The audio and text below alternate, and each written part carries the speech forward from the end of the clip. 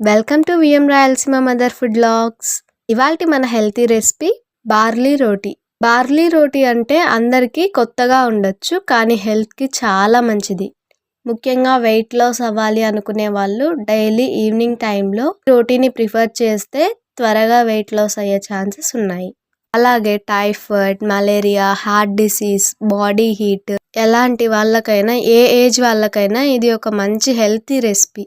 Diabetic పేషెంట్స్కి ఈ బార్లీతో గంజి కానీ చపాతీ కానీ చేసుకొని తింటే త్వరగా క్యూర్ అవుతుంది.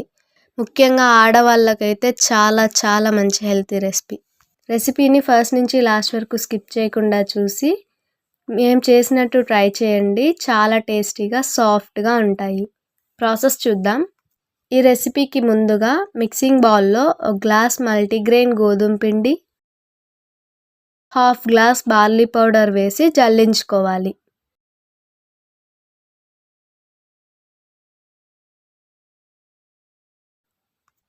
ఇలా వచ్చిన వేస్టేజ్ని పడేసి ఈ పిండిలో రుచికి సరిపడా సాల్ట్, సన్నగా తరిగిన కొత్తిమీర, 1 table spoon chilli flakes, onions వేసి బాగా మిక్స్ చేసి కొన్నిగా వాటర్ యాడ్ చేస్తూ ముద్దలా కలుపుకోవాలి.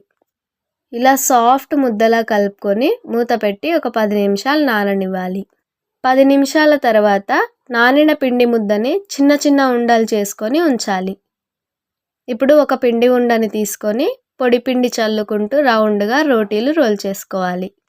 వీటిని కొంచెం మందంగానే రోల్ చేసుకోవాలి, మరీ పతలాగా రోల్ చేసుకోకూడదు.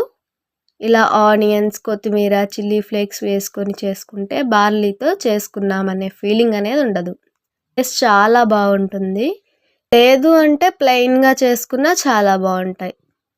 ఇలాగే పిండి ముద్దలన్నిటినీ రోల్ చేసుకొని స్టవ్ మీద ప్యాన్ పెట్టి హీట్ అయ్యాక రోల్ చేసుకున్న రోటీ వేసి బాగా కాల్చుకోవాలి. ఇప్పుడు మరోవైపుకి తిప్పుకొని ఆయిల్ అప్లై చేస్తూ కాల్చుకోవాలి. ఇలా ఈ కలర్లోకి వచ్చేంత వరకు 2 వైపులా కాల్చుకొని ఒక ప్లేట్లో ట్రాన్స్ఫర్ చేసి సర్వ్ చేశాము.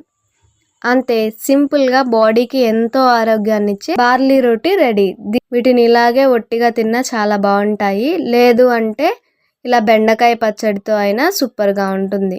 మీకు కావాలంటే మీకు నచ్చిన కర్రీతో సర్వ్ చేసుకోండి. ఒక్కసారి తిన్నారంటే మళ్ళీ రోటీలు ఈ ప్రాసెస్లోనే చేసుకుంటారు. రెసిపీని మీరు ట్రై చేశాక మీకు ఎలా అనిపించిందో మాకు కామెంట్ చేయండి. అలాగే మీరు ట్రై చేసిన ఆ రెసిపీ పిక్ని మా ఇన్స్టాగ్రామ్ని ఫాలో అవుతూ నాకు ట్యాగ్ చేయండి.